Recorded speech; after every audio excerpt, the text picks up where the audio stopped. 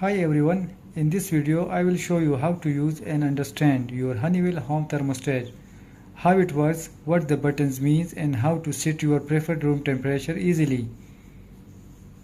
Right now on the screen you can see two temperatures. Rooms show the current temperature, which here is 25.5. The second one is set to show your target temperature. In this case 23 is the set temperature. That means the AC will stay on until the room cools down to 23. Let's look at the main buttons on the sides. On the right side, the up and down button are used to adjust the temperature. Press up to increase, down to decrease.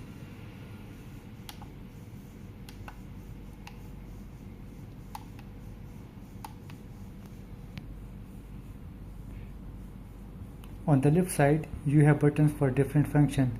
The fan button lets you choose between auto and on. In auto, the fan runs only when cooling or heating is active. Second, the home button shows if the system is currently active and controlling temperature. Number third, the mood button. The mood button changes between cool, heat or off moods depending on your system. When you see cool on, that means the AC's compressor is running. When it disappears, the system is resting. Keep the set temperature between 22 to 25 centigrade for comfort and energy savings.